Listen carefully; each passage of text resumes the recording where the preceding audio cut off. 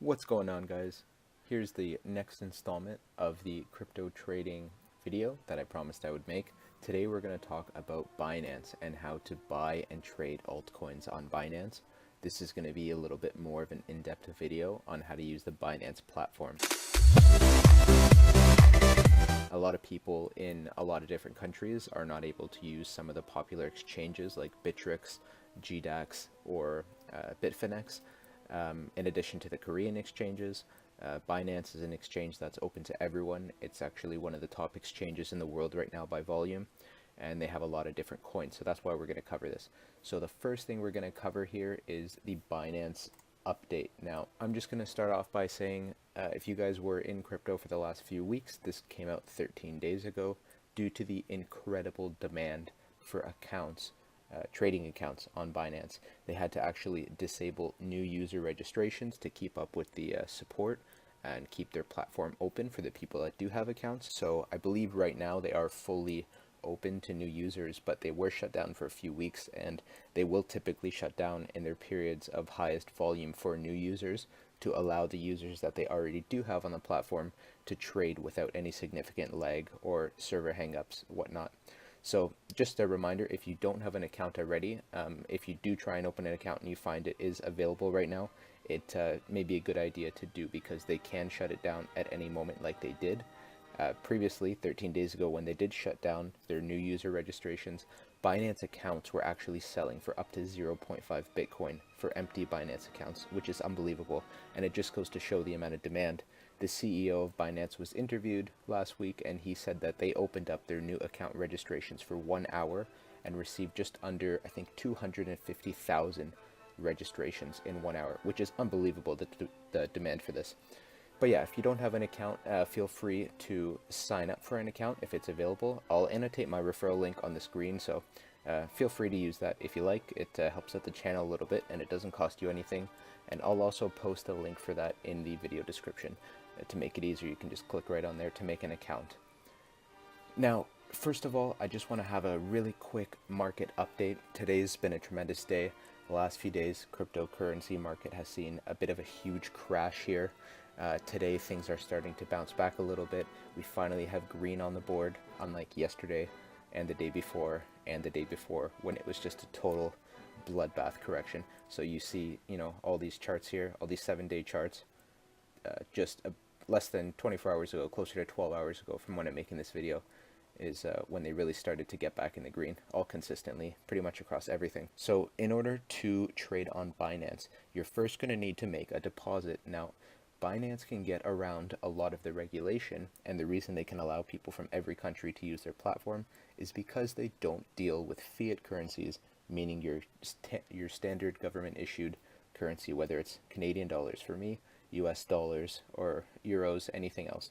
So what you have to do is you actually have to acquire some cryptocurrency first before you can start using the Binance platform. So the other exchanges, you'll likely have to verify your identity and all that stuff to allow you to buy your first Litecoin or Ethereum or Bitcoin.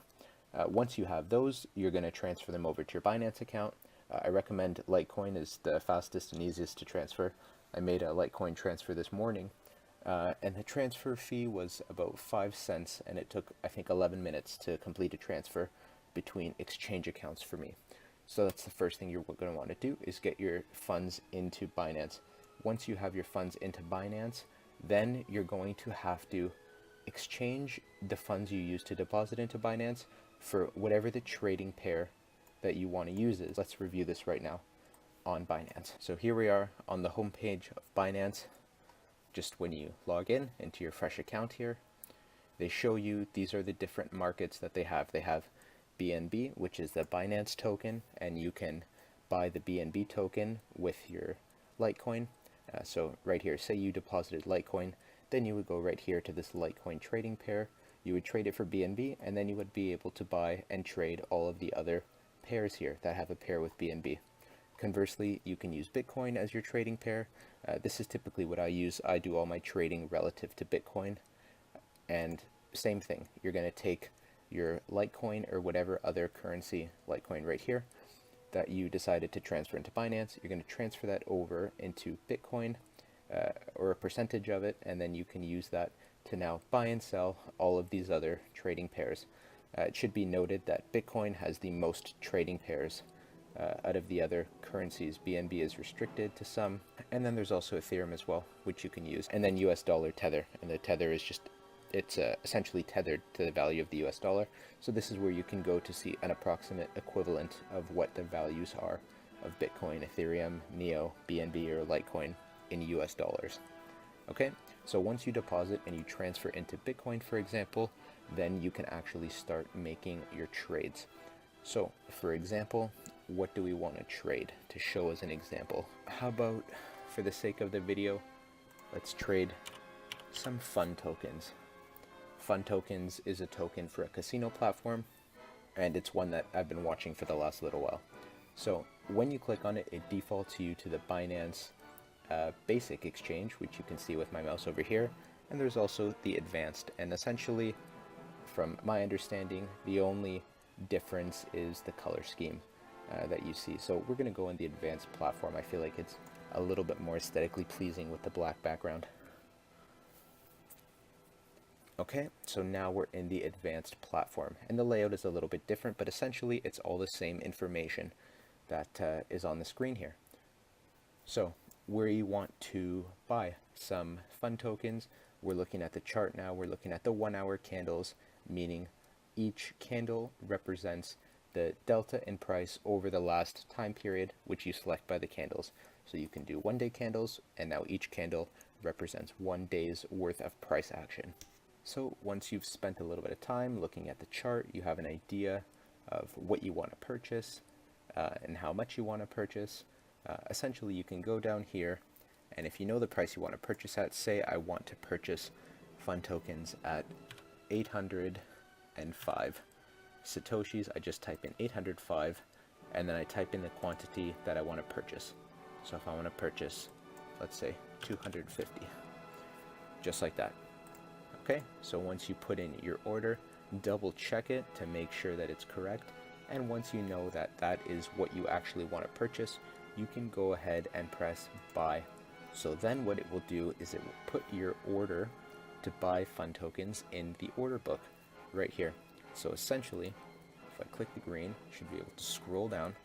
I said for 805, and we found my order right here, and they're going to put a little yellow triangle beside it, so I see when essentially my order reaches the top of the queue, and if someone is willing to sell at that price, then my order will get executed, and then I will own that many fun tokens. So what you can do, your order here to buy fun at the price 805 Satoshis shows up here in your open orders tab. Now, limit orders are typically how I do most of my orders, because I prefer to pick a price and allow my price to be hit on the chart, but that takes a little bit of patience, and it's not always 100% guaranteed that your order will fill. If, for example, the price of fun never dips below to this price again, this order will never fill. It will just sit there unfilled. So if you want, you can choose to do a market order instead. And a market order essentially fills your order immediately with the most competitive person who's willing to sell. So as we look at this right here, in the red, these are all the orders that people are willing to sell at that price. And the green are all the orders where people are willing to buy at that price. The bids and the asks, essentially, right? So basically, when you market order, they don't ask you to pick a price. You can see my cursor is squared off in red there. And what it does is it just gives you the most competitive rate, whether you're buying or you're selling. So for example, if something's tanking really hard and you want to get out as fast as possible, you can market sell if you like, and that will execute your order immediately. Next thing to understand before we make any other kinds of orders is the depth chart, which I find is a useful tool to look at when trading. So I'm just going to explain that really quickly. So just remember, we put in a buy order at 805 Satoshis for 250 fun tokens. This order hasn't hit yet because the price is still sitting around 900 Satoshis. So if we want to take a look and get a graphical representation of essentially this bid and ask order book, we're going to click on the depth chart. And this depth chart shows you on the y-axis on the left-hand side how many units are available, and on the bottom axis, the x-axis, that's the available price. So here we can see at this particular region there's about 300,000 units available for 878 satoshis, if you can follow that. So the order I put in was for 805 satoshis, and you'll see a nice graphical depiction of my arrow over here on the depth chart. So essentially, these people willing to sell will have to go and essentially eat into all of these buy orders until it reaches my order and someone is willing to sell it for me at this price.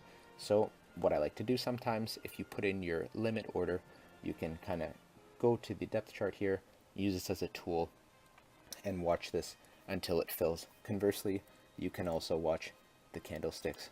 Just for dramatic sake, you can go to 1 minute candles, which are not really practical for any type of analysis, but you can use this to see where the price is moving live, and you can watch this 900 Satoshi marker move as trades happen.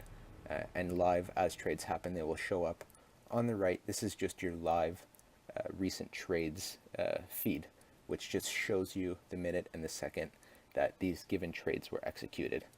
So that's essentially how you trade on Binance. You can use stop limits, which are a more advanced feature where essentially you can specify if you buy a certain amount on a limit order, but then it starts to drop. So say my order fills at 805, but I'm a little bit scared that if it passes 805, then it's going to keep going.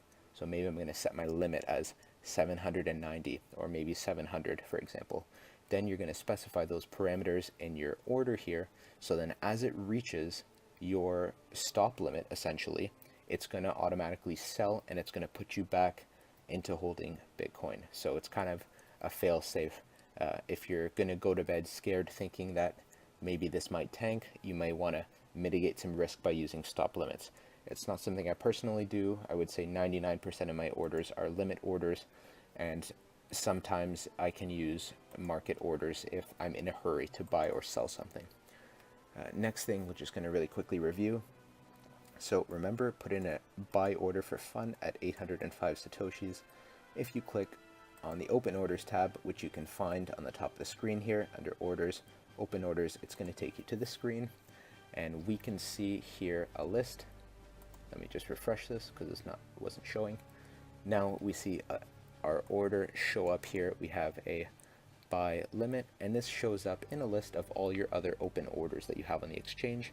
And say I didn't want to do this transaction anymore, I can essentially go over and cancel it just by clicking cancel, and that will take my order off of the depth chart, and then you're just holding Bitcoin waiting to make your next move. The last thing that I want to mention quickly here is wallets. So it's good practice from a security perspective to not leave your funds sitting on the exchange. But then again, that depends on how much money you're leaving on an exchange. So personally, if it's a few $100s, maybe a few $1,000s, and it's a drop in the bucket for the amount of money that you have, it's more convenient to leave it on the exchange if you want to do some more frequent trading. But if you're buying and you want to hold your cryptocurrency for the long term, the safest way to do that would be to use some kind of wallet application, whether it's a desktop application wallet, or if it's on a phone wallet, or you can even use cold storage, where essentially you store your private key on a piece of paper, and then you can put that in a safety deposit box or in a safe or something like that. So that's something to look into if you plan on holding for the long term. And if there's interest, maybe I can consider making a video on wallets in the future. So thank you guys for watching. Again, if you don't have a Binance account, the link is in the description. So it doesn't hurt to make one, even if you don't plan on trading, just so at least you have one. If in the case of what happened in the past couple weeks, if it gets crazy busy and they shut down registrations again, at least you guys have an account that you can utilize if you choose to. Binance is nice because they don't ask for any intrusive verification, like photos of your passport or driver's license. social security numbers, which even some exchanges ask for. I've even heard of some American exchanges, Gemini specifically, who asks for proof of employment, which I think is crazy. But yeah, that's why myself and a lot of other people like Binance. So yeah, thank you guys for watching. If you have any other questions, post them in the comments below, and I will do my best to get to those. Thank you so much, and have a great day.